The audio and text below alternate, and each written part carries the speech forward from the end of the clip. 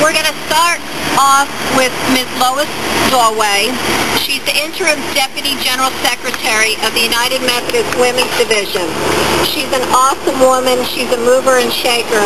And I am so proud that she is here with us today and took the time to come to us. Members of United Methodist Women and many of you gathered here this morning have just come from an educational event. The truth is coming to light. The Women's Division sponsored that event to raise awareness about the dangers of mercury-containing drugs and vaccines. The Women's Division sponsored that event to advocate for the total health and well-being of children. In our advocacy, we support using vaccinations to maintain the health and safety of children and adults from disease. If there is something potentially dangerous in our vaccines or drugs, we should know about it. The Women's Division advocates for informed consent before giving any vaccine, especially for children and pregnant women containing mercury preservatives.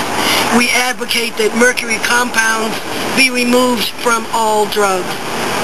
It is no coincidence that these remarks began with references to India.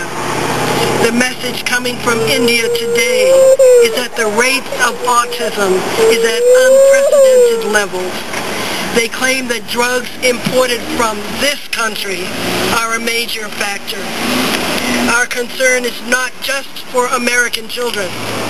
We urge that mercury compounds be removed from vaccines being exported by American pharmaceutical companies.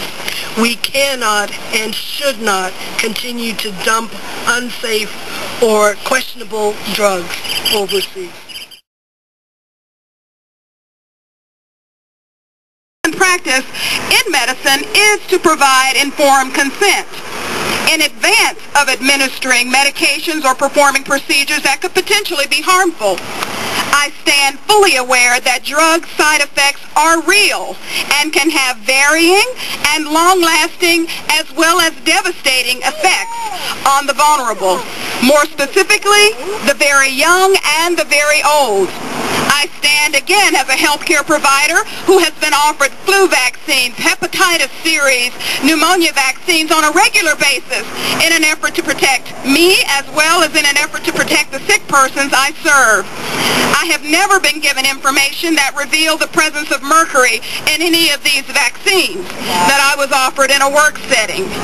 I stand having seen long lines of senior citizens waiting for flu vaccines each fall, fearing that if they don't take the shot, they won't make it through the winter and see the spring. I stand wondering if they're aware that their quality of life could potentially be affected as they take these shots on a yearly basis.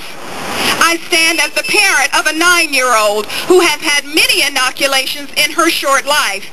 Even as an informed parent, I allowed my infant daughter to receive multiple vaccines in a single visit, never questioning the full content of the serum in each vaccine, never knowing that mercury might have been included in the syringes that I allowed my child to take as I held her and comforted her as each injection was provided, never knowing that preservatives and additives could potentially affect her in a long-term manner.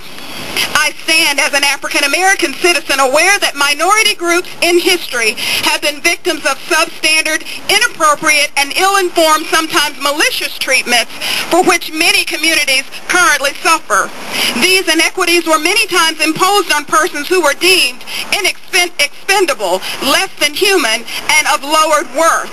The ongoing struggle with regard to appropriate access to health care continues to reflect a sad past and a present unwillingness to do unto others as you would have it done unto you.